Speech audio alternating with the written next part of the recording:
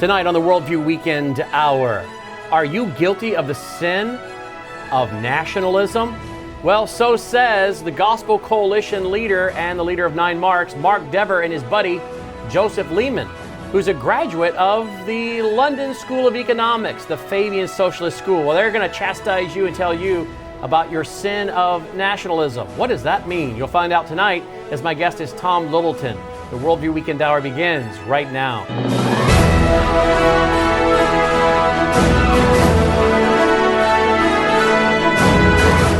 WVW-TV presents the Worldview Weekend Hour with Brannon and Howse. Whether the topic is law, science, government, economics, history, family, social issues, education, or theology, Brannon brings the issues of today into clear focus through the lens of a biblical worldview. And now, here is your host, Brannon Howse. Welcome to the broadcast. Thank you for being with us. My guest tonight is Tom Littleton of 30piecesofsilver.org. That's his blog. Tom, welcome back to the program. Thanks, man. Good to be with you. You too, my friend. Let's set this up. Here's a book written by Jonathan Lehman. Jonathan Lehman works with Mark Dever, and in fact, he works with 9 Marks. Editorial director at 9 Marks, Jonathan Lehman. How the Nations Rage, subtitled Rethinking Faith and Politics in a Divided Age. Well, they're the ones doing the division, my friends, because if you remember Jonathan Lehman, well, Mark Dever couldn't contain himself and had to let us know that he's a graduate. His editor is a graduate of the London School of Economics. That's the Fabian Socialist School. Remember, folks, George Bernard Shaw's Fabian window has a wolf in sheep's clothing. Well, that's interesting because I think it's exactly what these guys are, in my opinion. And of course, Mark Dever is not only with 9 Marks, he's also with Together for the Gospel and the Gospel Coalition, which are promoting cultural Marxism. This is the same 9 Marks website of Mark Dever that's promoted Eugene Peterson, Dallas Willard, and others, total pagan mystic guys, among many other things they've promoted over there at 9 Marks, as I document in many of my writings and articles and radio show. He, Mark Dever, is part of the Gospel Coalition, and that is a cultural Marxist organization founded by Tim Keller, who we've done a lot of shows on. All of this can be regurgitated in my book, Marxianity, but we've been warning you about guys like Mark Dever and Al Mohler and Lincoln Duncan and the Gospel Coalition and Together for the Gospel, because most of your churches, my friends, your pastors are taking this stuff in big time. They think this is wonderful. We've been telling you how this is nothing more than socialism repackaged for what I call Marxianity, Marxism and Christianity merged. And what they're doing, I think, is building a false dominant church that will usher in the global religious system of Revelation chapter 17, verse 1, the woman, the harlot that sits on many waters, that ends up leading to the woman that rides the beast, which is a world governmental system of Antichrist in Babylon. Again, Tom Littleton joins me to discuss it. So the last time you were here, a year or so ago, we talked about Dever and Lehman. We mentioned the fact and played clips of Dever and Lehman talking about how Christians don't need to be one-issue voters, and they brought up the issue of abortion. Basically, to you and I, it sounded like they were saying, hey, when the next presidential election comes around, if you want to vote for a liberal, don't worry about if they're not pro-life, because you don't want to be a one-issue voter. So if not everybody's pro-life, that's fine. And in fact, they went on to show, Lehman went on to make some comment about the fact that maybe sometimes people's policies, actually their socialist policies, help to somehow downplay abortion. I guess the redistribution of wealth and helping pay for the child, that those socialist policies might actually help lower abortion, even though the candidate himself may be pro-abortion. Remember that? Right. And actually, when I challenged Lehman about that statement, he was essentially saying that... You challenged him? Yes. This was on Twitter. He was taking on one of the other writers who had talked about this issue and the one-issue voting and all that. And so he had ignored my article, but then he took on hers. And I challenged him. I said, hey, you say that, hey, if we are supporting a Democrat who's for more money for welfare, then maybe that actually prevents abortions better than openly opposing abortion. So when I challenged him on that, he backed off of it immediately because it was an absurd assertion. And so he didn't try to defend it like these guys do, classic. You know, if they're really confronted with the facts, they just move on to something else. So that was sort of his momentary default position, but the moment it was under fire, he just moved on. But Lehman would never answer questions about his work in the London School of Economics. I found out he actually worked for one of the guys who was a socialist in the Parliament. Parliament, yes, in the House of Commons. That's what I was looking for. Excuse me, but he'd actually worked as an intern with a member there. But I'm putting these little sketchy details that he doesn't like to talk about, as he's sort of let some of this stuff out through the years. But this book is really the narrative for the 2020 election. They brought it out in 2018, and it's the poor church caught in the middle between these boxing gloves of the Republicans and the Democrats. So he's basically, it's a third way document, and how the church needs to move. Meaning how can evangelical Christians and progressives maybe get together, kind of like the book Third Way, a Deep Church. Deep Church by Jim Belcher, written a few years ago, forward by Tim Keller, if I remember correctly. Third Way, a way for progressives and evangelicals to find a way together, which is by merging. Right. And that's what Lehman and Mark Dever actually said at the end of their article, is that you need to be willing to talk to people not of the same stripe, right? And kind of open to their ideas. Right. Otherwise, you're That's alienating. also what David Platt said at the end of his speech at the Gospel Together for the Gospel. He said one of the things we need to do is have people of opposite views coming together and find out how we can merge our ideas together. Right. Because essentially, what they're telling us is we are really hurting the gospel, that people are being turned away from God because of our hostile culture war approach to political issues, when in fact it's the church who's having the culture war waged against us. So our response is then mischaracterized as waging a culture war, when in fact we're simply trying to protect life as we know it for our kids and our grandkids, and our religious freedom of speech, and so forth. But Lehman in this book has helped develop the narrative, essentially, that there is a third way, and that the church is going to be able to be more effective with the gospel if we rethink our entire approach to politics and cultural engagement. But of course, he doesn't boast about his fine training in socialist ideology as he's pushing this narrative on the church. He comes across as very contemplative and concerned about our witness collectively as the church and individually as Christians. But what essentially they get around to is a narrative that we're confusing our faith and our American identity, that we're confusing our faith with a nationalism, an Americanism that is problematic, and that we live in a pluralistic society and we shouldn't be coming across, especially he puts the monkey on the back of white evangelicals, who we're the guys who are really doing this such a bad turn and making the church appear to be too politicized and too hard right. We're not allowing space for our liberal brothers, maybe our brothers of color, who don't share the same kind of politics and policies that we do. So that's the narrative, and that's what's shaping up. We see this echoed throughout the Gospel Coalition right now, as they've been message shopping for the 2020 election, the run-up to 2020. And it's obvious there are many forces being brought to bear on the Trump re-election, and that's just an unthinkable prospect for these progressives. So they struggle their way through with how they can pull away more and more of the Christian vote. You have to remember too, brother, that just about 3 or 4 years ago, the narrative was that we were too political if we were conservative. But in fact, these guys have an extremely political ideology and a set of political goals. He says here on page 181, I mean, I just flipping through this book, I got to order this. I got to order this book. He says, oh, you're going to love it. It's a treasure trove. Well, you've marked it up. Be leery of being too captivated by any political worldview.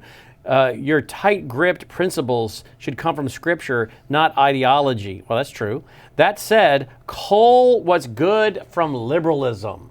Mm-hmm. Cull what's good from liberalism, what's good from conservatism, even what's good from nationalism. Learn to find the good and leave the bad.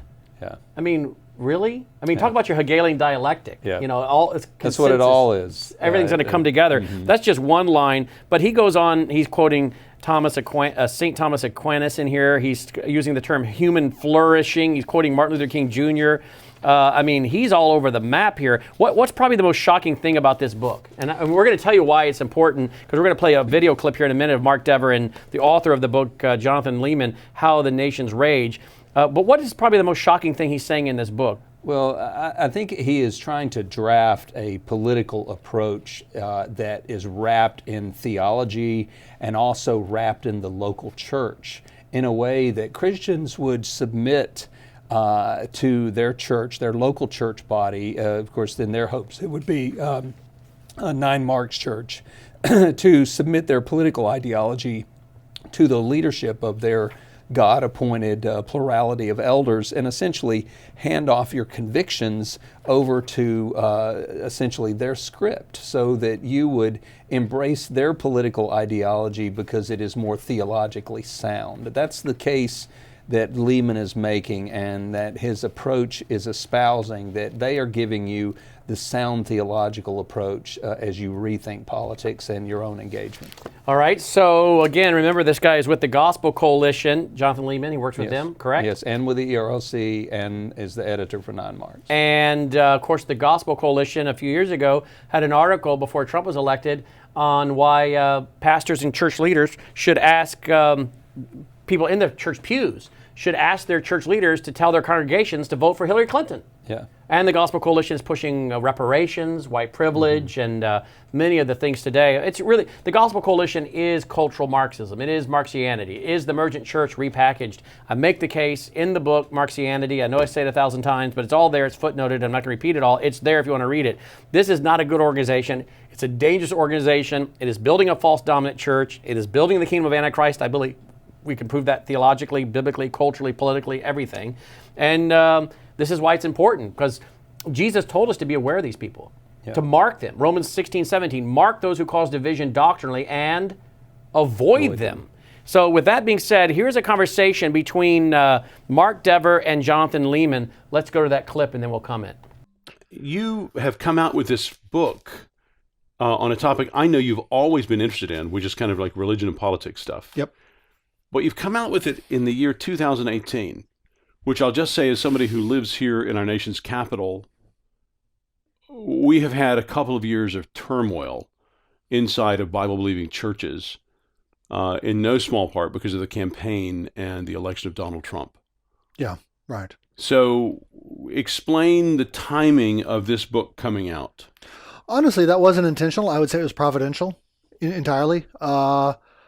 I've been living a life between college degrees and work and PhD dissertation and eventually teaching a Sunday school that all led towards writing that book. And if we lived in a different time and a place, but I'd done all that, I'd have written a book like that, though obviously it would have been differently shaped by the moment we're in.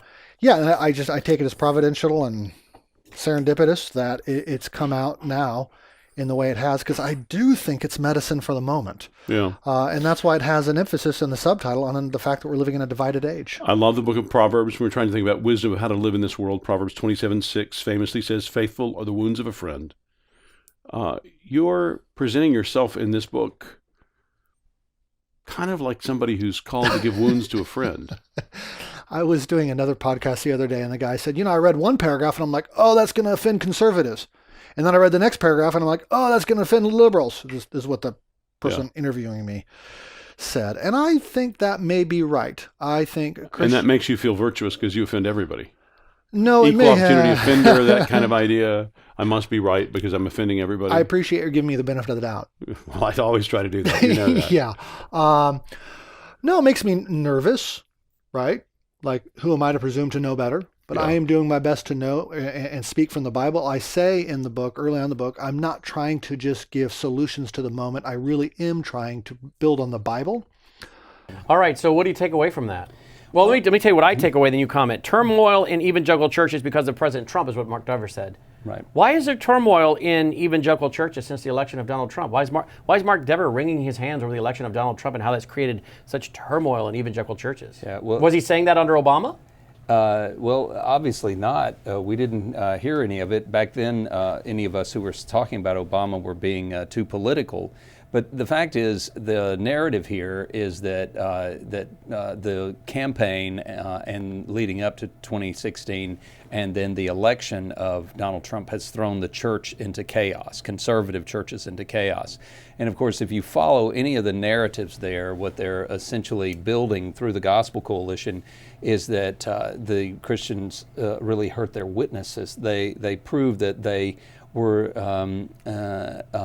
duplicitous in their espousing morality and voting for this immoral man and things like this. Whereas, on the other hand, they're advocating for Hillary Clinton and others. Russell Moore, who's pushing this same narrative about the white nationalism. They're taking it and aiming the problem at white Christian males for being too conservative, being divisive. He's taken this to the next step. He actually invited Hillary Clinton to speak at the 2016 Southern Baptist Convention, which she did not accept. That's when it was in Phoenix. So did he invite Donald Trump? Pardon? Did he invite Donald Trump? No, he didn't invite Donald Trump. As a matter of fact, I don't think he's ever going to be invited to the White House after some of the things he said about Trump. Russell Moore. Russell Moore. But he was big buddies with Obama. He was always right. there. He was very often in the White House. But the interesting thing is that all of this narrative feeds through the Gospel Coalition, and they all have the same talking points. It's just that this book of Lehman's is trying to package this in a way that it is seen as the virtuous theological approach to rethinking it. That's what I say. That's why it's so insidious, because as you hear him in this first clip, I mean, he's saying, well, I'm just trying to help go through this, even though I'm making everybody mad, I'm offending both sides, then I'm hoping to do a service to the body of Christ, because I hope to be able to help people navigate these things and do so biblically. Well, what he's not telling you is that he is skilled in economics and political system himself, that is very slick with these narratives. And of course, the narrative ultimately comes down to that the Christian church is hurting itself by supporting Trump, by electing Trump, and that they would do better if they made space. And that's one of the common phrases that Lehman likes to use. If we would make space for our convictional Christian brothers who vote Democratic and those who support the Democratic platform, because, and Keller does this too, because it's pushing for justice and it has the social justice narrative and welfare and helping the poor, whereas those rich Republicans, they're not interested in any of that. That's the implication.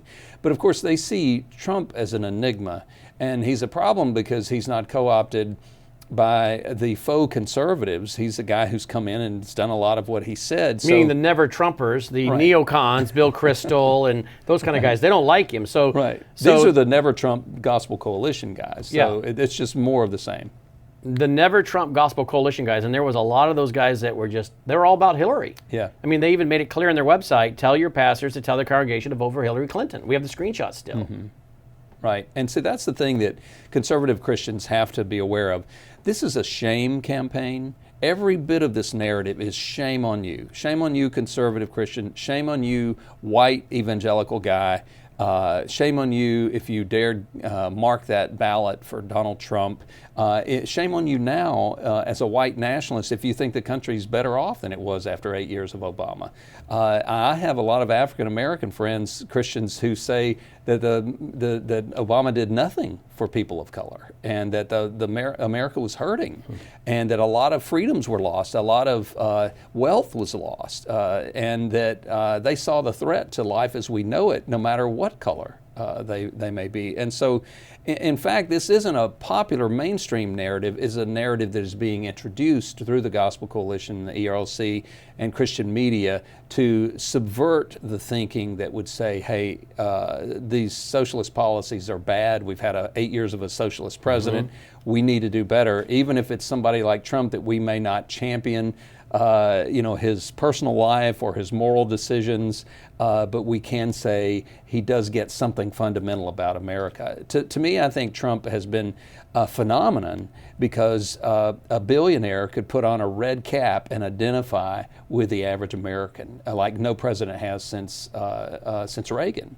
And Reagan did it with the flag, and now people are proud to be Americans again, and the economy is really the bottom line for most people. They're going to vote their pocketbook, and yet these guys would have you believe that to do that, to want a better life for your children, your grandchildren, that you're just being a racist, a hater, and a white nationalist. Wow. And of course, let's not forget that Jonathan Lehman, according to his buddy while he was sitting on the platform there with him, the video we've played before, Mark Dever, says that, hey, Jonathan Lehman, my editor, is a graduate of the London School of Economics. That's the Fabian Socialist School. Mm-hmm. The Fabian Socialists are known, folks, listen to me now, the Fabian Socialists are known for the Hegelian dialectic process. One of the Fabian Socialists was Julian Huxley, right? Mm-hmm. And Aldous Huxley. But wasn't it Julian Huxley in the 1940s that wrote a whole paper and said that there was going to be the mixture of socialism and capitalism, Christianity and Marxism? Yes. That was the UNESCO manifesto. Document. Yeah, mm-hmm. And 1946. that was Julian Huxley, the first executive director of the United Nations Education, Scientific, Cultural Organization. I've given you the quote a gazillion times. Okay, Julian Huxley, who was a Fabian socialist, mm-hmm. right? Right. And he's saying there has to be this dialectic, right? Mm-hmm. There has to be this dialectic. Not only can there be, there must be this dialectic of opposites merging together. And he lays them. Socialism, capitalism, Christianity, Marxism. There has to be this exhortable dialectic process. That's the Hegelian dialectic process. Opposites collide, or the change comes from the conflict, as communist Marxist Saul Alinsky said. The change comes from the conflict. So you get opposites pitting against each other, and then people will compromise in order to get along. And then you have a whole new, so you basically have the thesis and antithesis, idea, opposite idea. They fight, they merge, synthesize together, create a new thesis, and then it starts all over again with the ball always moving to the left, always moving. It's never going more conservative. Mm-hmm. It's always going more to the left, radical, okay? That's the Hegelian dialectic process. It's a big part of what's called dialectical materialism, big words, I know. But don't forget, this is what the Fabians like Julian Huxley believed. Pit opposites against each other to bring about compromise and move the ball down the field. That's why they said it was a long march through the institutions. That's why they said you had to attack the existing morality of the culture. And that's why they said that change comes from the conflict. Now, understanding that Julian Huxley in the 40s was calling for this mixing of opposites, a Fabian socialist. Here we have Jonathan Lehman, a graduate of the London School of Economics, the Fabian Socialist School, calling for a mixture of opposites. You guys are being played as fools if you believe in Jonathan Lehman. And who's putting him up there? A guy we've warned about over and over and over, Mark Dever. Mark Dever, Al Mohler, Lincoln Duncan, the Gospel Coalition, these are some of the most dangerous men in America. And it's taken a lot of pastors a long time to figure it out. And some of your pastors are educated beyond their intelligence and still haven't figured it out. And I believe these guys are not only pushing a false gospel with their Neo-Calvinism, they're building a false global church. I really think a lot of these guys are nothing more than pastoral pimps for the harlot church. Pastoral pimps for the harlot church. And Jonathan Lehman's laying out, I believe, the third way, the Hegelian dialectic position, promoted by Julian Huxley, a Fabian socialist, all the way back in the 40s. And where did he graduate from? The Fabian Socialist London School of Economics. Your thoughts? Well, it's interesting. If you go to the Gospel Coalition, the ERLC, and the 9 Marks biographies of Jonathan Lehman, that fact is left out.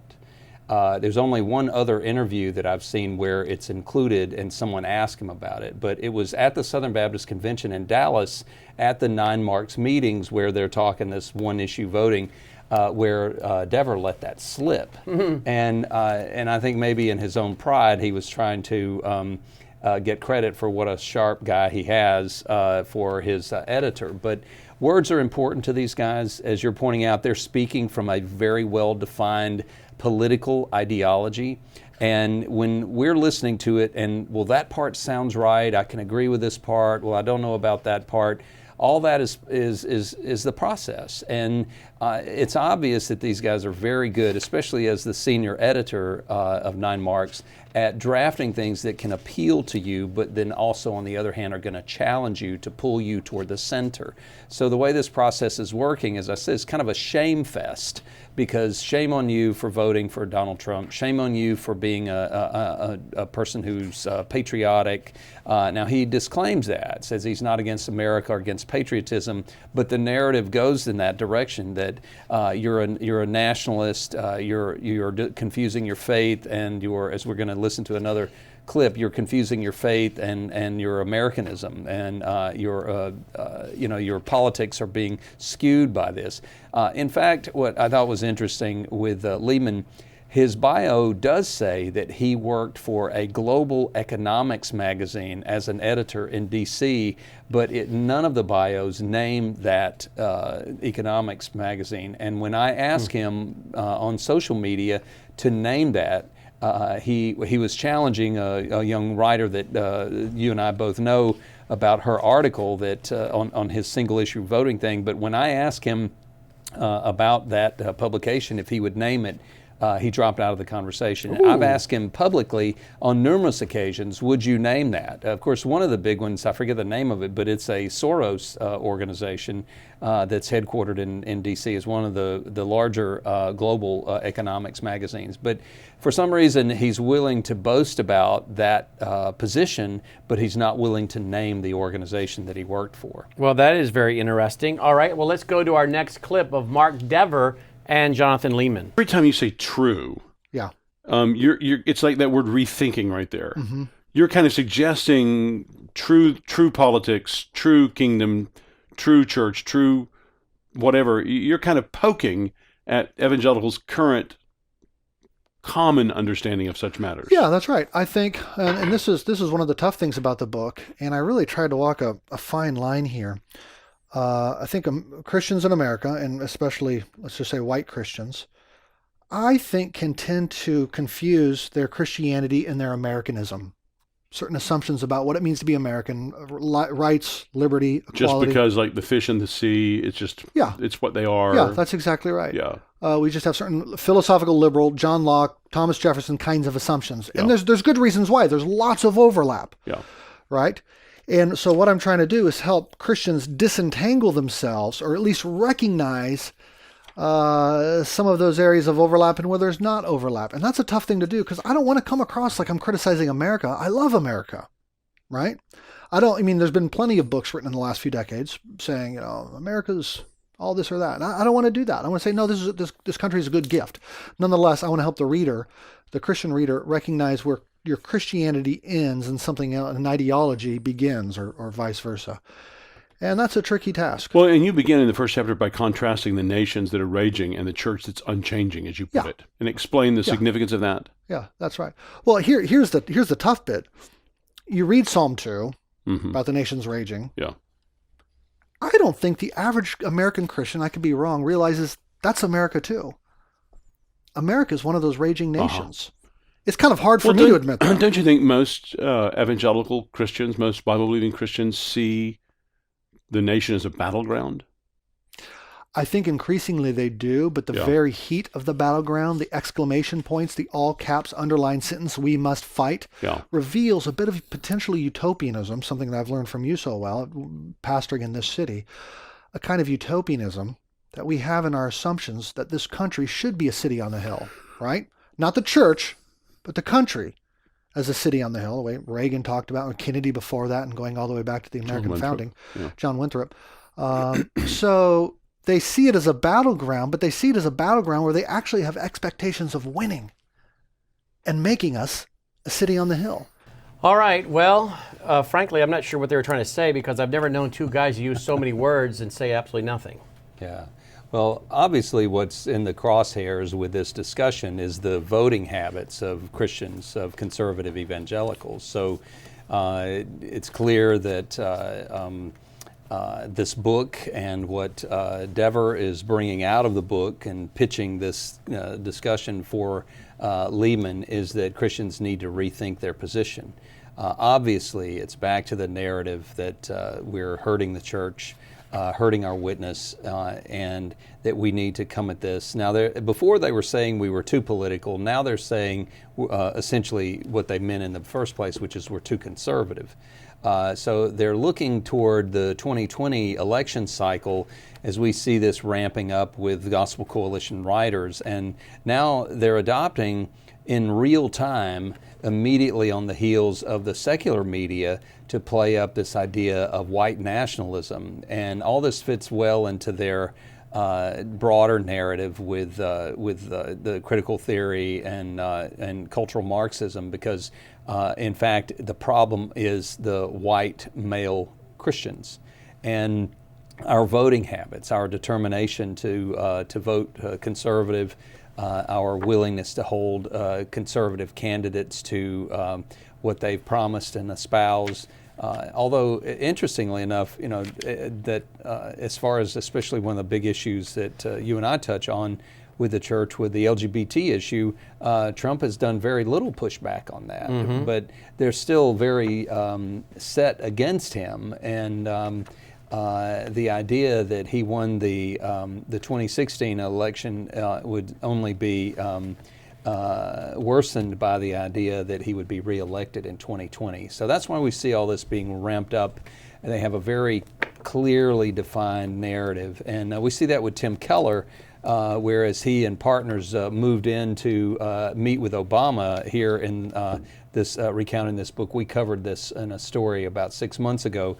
In 2012, Keller and some of the other Gospel Coalition leaders, David Kinnaman, who is head of Barna, and Gabe Lyons, who's a young protege of Keller, these guys actually met with Obama just after his reelection and said, we're going to bring the church your way. And they were going to bring the church toward third way. So that's what the Gospel Coalition. So you're telling me Tim Keller actually met with Barack Obama? Yes. And? In 2012. And said, we'll bring the church your direction. Yeah, that we're going to bring the church into the middle, back into working with you. And how do you have that documented? Well, it's in this book. It was been a while ago. I've got an article about it that we could. And the book is called Good Faith. Good Faith, yeah. Becoming a Christian When Society Thinks You're Irrelevant and Extreme by David Kinnaman and Gabe Lyons. Yeah, and Kinnaman is now heading the research for Barna. So that's where a lot of Christians. So he brags about the meeting with Tim Keller with Obama. With Obama, yes, 2012. So it's interesting. They were willing to work with Obama, especially after his reelection, and yet they're doing everything they can to prevent the reelection of President Trump. And of course, this book was endorsed. This book, Good Faith, was endorsed by Tim Keller, Francis Chan, Anne Vanskamp. Yeah. She's a big mystic. Rob Dreyer, he's the one that's written a book that's basically saying we need to do the way of Benedict, which is the Benedict option. Community, the Benedict option, community churches and social justice and that kind of thing. And then Kristen Kane, Mark Batterson. Mark Batterson has the prayer circle where you walk around circles and pray, but nothing but name it, claim it. So a lot of theological losers endorsing that book. But that's interesting that, again, Tim Keller, the founder of the Gospel Coalition, endorsed that book. So they were bragging they met with Obama and they would bring the church their way. I found in my book, Marxianity, while you were talking, my book, Marxianity, page 238, I say, formed in 2005, the Gospel Coalition now includes Lyndon Duncan, Al Mohler, Russell Moore, Mark Dever, David Platt, John Piper, and others, as well as co-founder Mark Driscoll and C.J. Mahaney. They were a part of it. Mm-hmm. As a reflection of its influence, Alexa.com once ranked the Gospel Coalition website as one of the 18 most visited Christian websites in America. Amazing. So again, they're influencing a lot of people with their cultural Marxism, impacting thousands of churches and millions of individuals, I write. On October 1st, 2009, article by Kevin DeYoung, he praises Deep Church. Kevin DeYoung is with the Gospel Coalition, and Kevin DeYoung endorses this book by Jonathan Leeman on the Third Way. And this is and of course the book by Jim Belcher, Deep Church, was all about that very thing, a third way, finding a third option between evangelicals and progressives. And this is exactly what Kevin DeYoung of the Gospel Coalition said. Belcher understands the issues well and clearly rejects the worst of the emerging movement. His church sounds like a good church, and Belcher, whom I've never met, strikes me as an honest, thoughtful pastor. I agree with much more in the book than I thought I would. As part of the PCA, Belcher is not only tied to the great tradition, but to the Reformed Presbyterian tradition. As such, I imagine our theology is quite similar. We're on the same team. My agreements with him outnumber my disagreements. So here you have a guy telling you, hey, this guy's a part of the PCA, which we've been warning about, that the cultural Marxists have taken over. Belcher's pushing third way between evangelicals and progressives, openly teaches that. The forward is by Tim Keller. Kevin D. Young of the Gospel Coalition endorses it. He endorses this book, which is teaching the same thing. And of course, Kevin Lehman, as we said, is a graduate of the London School of Economics, the Fabian Socialist School. Julian Huxley in the 40s said we have to be committed to the mixture of opposites through the Hegelian dialectic process, or third way. So a common theme of all of these guys in their books and the books they endorse is mixing truth and error, mixing truth and error, mixing truth and error. And isn't that Satan's number one goal? Which asks me, what team are they working for? Yeah. Well, obviously, when Lehman says that he's not anti-American, he's not attacking patriotism and so forth, he in fact is, if your idea of America is to value personal freedoms, religious freedom as we have known it, economic freedom and independence, entrepreneurship. And ironically, a lot of these ideologies are riding on the back of economics, but in fact they're far more political than economic ideologies. It's interesting to me too that a guy like Lehman, who has a very well-framed and defined, skilled ideology, is sort of accusing Christians of who are conservative of being taken in by an ideology.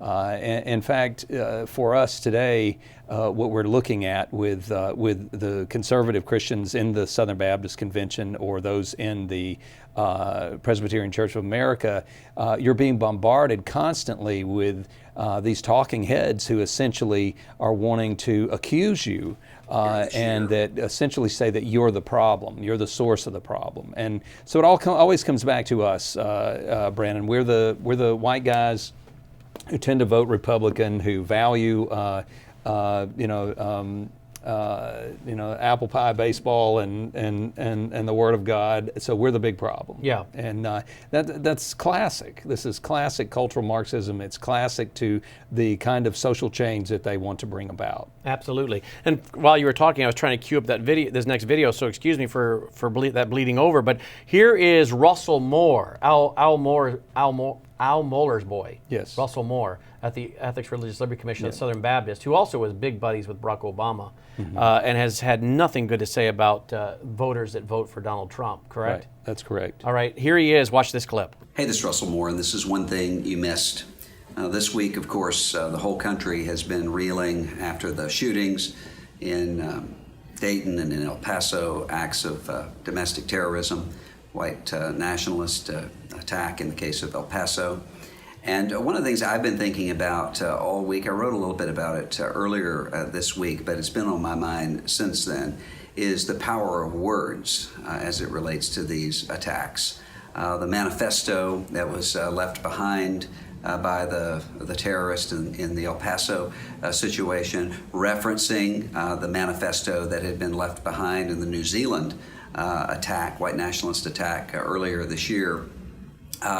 I think we may be missing something of the power of words here. If you think about the language that was being used in both of these manifestos and in thousands more like them, speaking of non-white people and migrants particularly, in language that's dehumanizing and awful. I mean, what strikes me is the fact that this is exactly what the Bible warns us about, that you can see violence erupting against people, and that violence is rooted in the thoughts of the heart, and thoughts of the heart that often are expressed through the mouth. So sometimes when people see this sort of speech about other human beings, their response is to say, well, that's just words.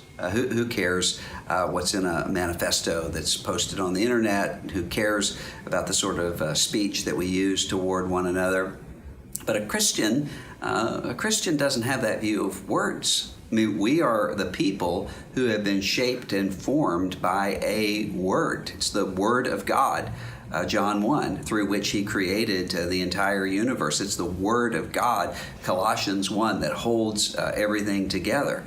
And it is the proclamation of words through which we come to know Christ and by which we're shaped and formed into the image of Christ. And we also know, as Jesus says, we're held accountable for every idle word. So words are not just words.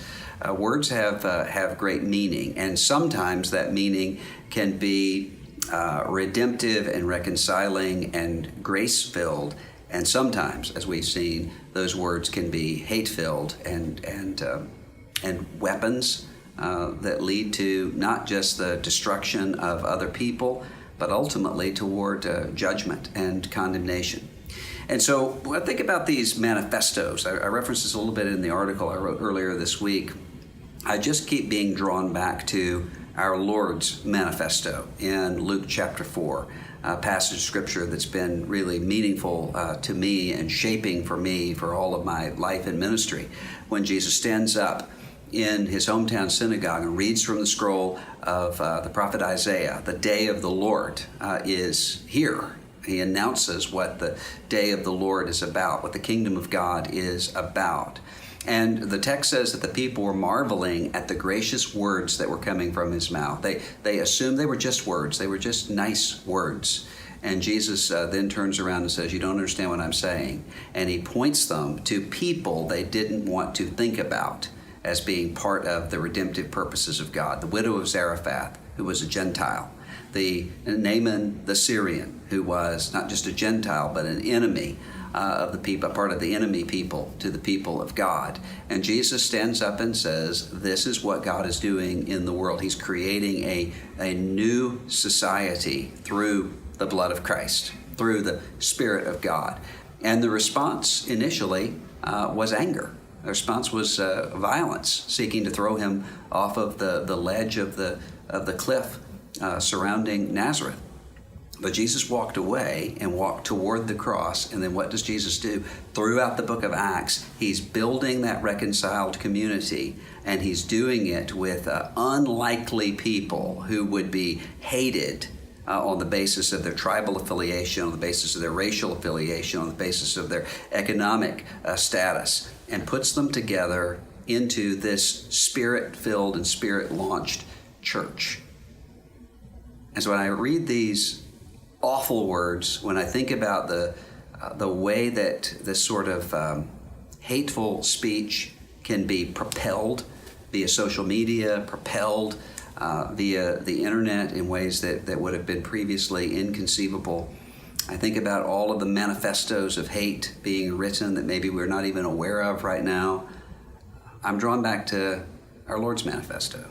How different it is, how powerful it is. And as white nationalism and other forms of hatred surge all over the world, they're really not new. All right, let's stop right there. So he wants to jump on the El Paso and the tragedy in Dayton and talk about manifestos and talk about white nationalism. Right. I don't know what he's trying to get to, but I read the manifesto of the guy from El Paso. Mm-hmm. I read it within the first 24 hours, and I did a radio show on it, and we've done TV on it, and that manifesto was totally neo-Nazi. Right. I don't hear Russell Moore saying that. No. The man called for population control. Right. He called for sustainable development, which is Agenda 21 from the UN. He called for dividing the nation so the races couldn't mix together. That's basically eugenics. Mm-hmm. He called for basic universal mandatory incomes. That's socialism and redistribution. He called for dealing with corporations that were polluting the environment and having a problem with our environment. Again, radical environmentalism to the point of destruction of the free market system. That manifesto from the shooter in El Paso was nothing more than the promotion of the radical green agenda and socialism, neo-Marxism, as well as, I think, some neo-Nazi. So he was a kind of a potpourri or salad bar of isms in there. Mm-hmm. I don't hear Russell Moore saying that. No. I also don't hear him saying, hey, the shooter in Dayton was a follower of Pocahontas, Elizabeth Warren, was also a radical. So he leaves out that the shooters in their manifestos, yeah, they were racist bigots and they're bad people, but they had nothing to do with the nationalism as being thrown onto conservatives that might be for borders and security. And this is the problem. These guys are not using the definition of nationalism that is correct. Right. There's more than one definition of for nationalism. What kind of nationalism are you talking about? Nationalism, as defined by the bad type, is the state is of primary importance. The state is of primary importance. That's the kind of nationalism I write about in my book, The Coming Religious Reich, Coming Empire Kingdom of Antichrist, as was the Third Reich. Adolf Hitler's nationalism was the state was of primary importance. So you have socialism and everything centered around what is best for the state. Okay, that's nationalism defined by me and by definitions from dictionaries and historical documents. The bad nationalism, the state is of primary importance. What people that support national security, borders, vetting people, and oppose globalism, they may say, well, I'm for America first, or a nationalism that is borders, or a nationalism that is vetting terrorists and groups from terrorist nations, or a nationalism that is opposing globalism. Okay, that's not the same kind. Obviously, conservatives are not for the kind of nationalism that says the state is of primary importance, because conservatives are not for socialism. They're not for big government. They're not for the almighty state. So these guys deliberately are dragging the negative connotation of nationalism and putting it onto conservatives, when conservatives, and Donald Trump has even said, when I say nationalism, I mean the antithesis to globalism. Right. So these guys are being dishonest, I believe, on purpose. And now you have Russell Moore, rambling on about white nationalists and the El Paso Dayton shooter. Well, they had nothing to do with the kind of ideology being expressed or views or values of those who are for national borders, national sovereignty, vetting immigrants, and not having open borders like George Soros.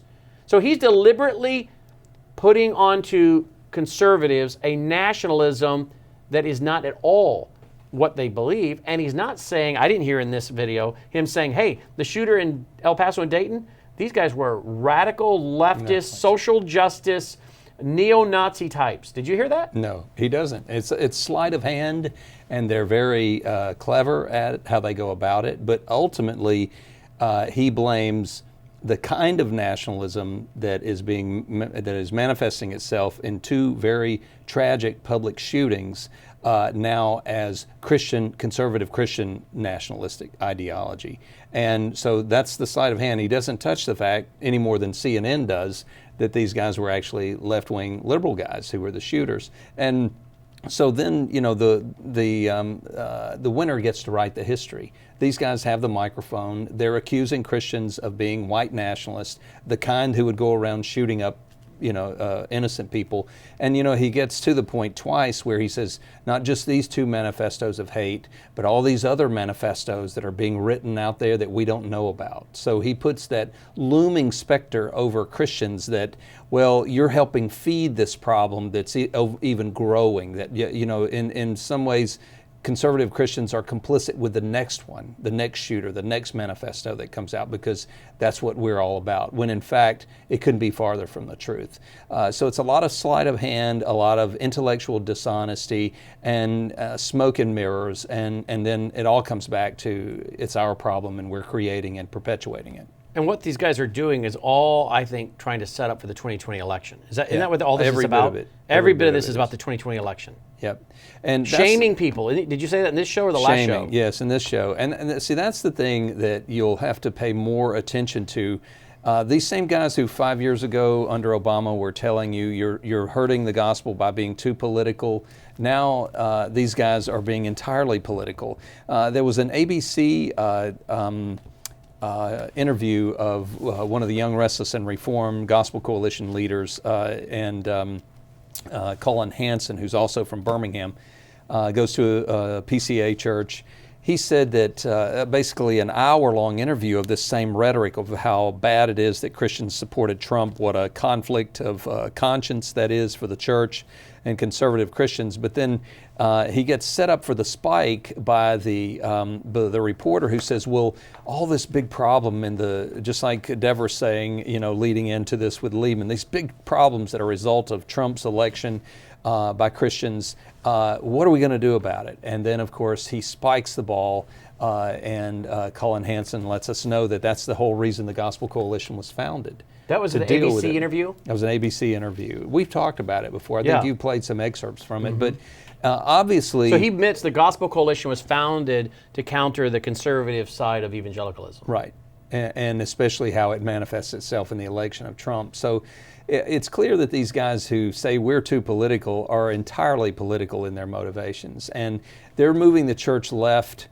with every one of these dialogues. Every time you read a Gospel Coalition article, you're in the mix with a one-man dialectic. It's a monologue dialectic, because it's going to say things you can agree with, things you're not sure about, and then move you toward the middle and a conclusion that sounds reasonable enough. But they can't take any issue on and take it straightforward and black and white. They can't do it. They don't do it because they're, of course, they're up to this agenda. So they have to be involved in distortion, lies, and masking terms, and really shaming people. Their whole agenda is about not being straightforward, as you're saying. Right. And here's why this is important to listeners and viewers, because, in fact, the Gospel Coalition regional conferences have drawn as many as 30,000 pastors and staff to single weekend meetings with their conferences. These guys are all over your seminaries, and your pastor, some of your staff,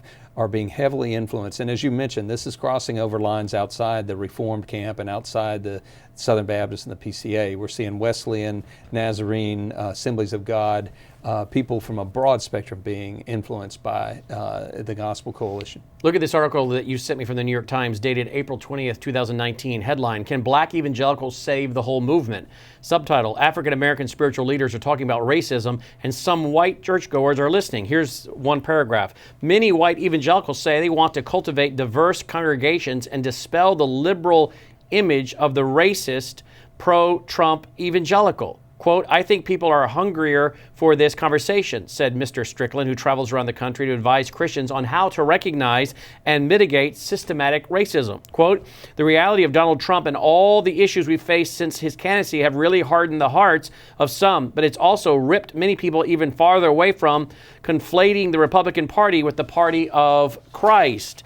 End quote. The article goes on to state, radical thinkers have found their way into the citadels of white evangelicalism. Reading the black liberation theologian James Caan helped Mr. Strickland, the theology professor, see how white theologians have ignored the structural sources of earthly sufferings. In 1969, the Reverend Dr. Caan admonished, quote, new blacks redeemed in Christ, end quote, to, quote, say to whites that authentic love is not help, not giving Christmas baskets, but working for political, social, and economic justice, which also means a redistribution of power, end quote. Courses in African American theology have been on the books at moderate evangelical seminaries since the 1970s, but it's significant that Mr. Strickland has brought a thinker like Dr. Caan into the heart of the conservative Southern Baptist Convention. Mr. Strickland spent years studying in majority white evangelical schools where he mastered the idiom of the Christian right. When he speaks to conservative white congregations, he is careful. While Mr. Caan's ideas are in play, I don't mention him by name because I don't want to put unnecessary stumbling blocks in their way, end quote. Scripture's authority comes first. Quote, if I'm able to demonstrate that this black man in front of them has read the Bible, I can gain credit with them, end quote. That's brainwashing. Yeah. What they're trying to say is, see, this guy's a Christian, he reads the Bible, therefore his socialism must be important. This is one of the typical ways of brainwashing I reveal in my 19-hour series on brainwashing, which is take experts and put them in front of people and say, see, now this validates the message. So you take a guy like Mr. Caan, who was into liberation theology, say he liked to read the Bible, put him in front of evangelicals and say, so therefore he must be right about his socialism, correct? Right. And Strickland was on the, he was first vice president of the Southern Baptist Convention under Steve Gaines for 2 years. And so he's been high up, young guy, very high up in the Southern Baptist denomination.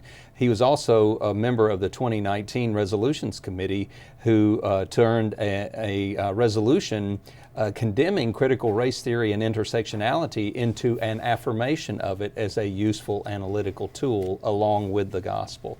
So we're seeing the critical race theory, intersectionality, and this anti-Trump politics saturate the Southern Baptist Convention, and this young guy Strickland is one of the key leaders here. Also, he's a professor in the Intersect Project and Kingdom Diversity Department of Southeastern Baptist Theological Seminary, which is headed by the Gospel Coalition leaders, and also gets the Kern Family Foundation and Oikonomia Network funding. And where is that on campus? In the Intersect Project, in the Diversity Department, where he works. And this is a dialectic. It says here, many white evangelicals say they want to cultivate diverse congregations and dispel the liberal image of the racist, pro-Trump evangelical. What they've done, folks, is they've painted conservative Christians and conservatives and Trump as a racist. They paint him that way. They paint conservatives that way. They paint Christians that support some of his policies that way. By painting them that way, and then they hope to force them to then confront the issues they want them to confront. Social justice, redistribution. So in other words, again, they create the crisis. They create the narrative. Now, prove you're not a racist by joining us in social justice and critical race theory, correct? Right. And I'll say this, having lived in New York during the time that Trump was actually building Trump Tower, his first big project, real estate project there, just on the southeast side of Central Park, beautiful building. He had a young woman who was heading that whole project. It was unheard of. And made a lot of people angry. He hired a lot of African Americans and a lot of minorities. Trump is not a racist. There's no proof of that. It's just the characterization that they place him in, and conservative Christians in general. Well, again, I want to make sure, Tom, that people understand one of the big takeaways here. Again, let me just quote from the New York Times article. Many white evangelicals say they want to cultivate diverse congregations and dispel the liberal image of the racist, pro-Trump evangelical. Well, I'm glad they at least admit that it's the liberals that created this image. Yeah. But what they're doing now is playing, as I said, right into their hand. So be very aware of this strategy, what they're doing, how they've created the crisis, set the narrative, and now to prove that you're not a racist, you've got to go along and get along with them. My guest has been Tom Littleton. If you appreciate what we're doing, don't forget to support us, WVWFoundation.com with a tax-deductible contribution, WVWFoundation.com. You can also join the Situation Room at situationroom.net. That's situationroom.net. Thanks, Tom, for being with us. Thank you. Till next time, I'm Brannon Howse. Take care.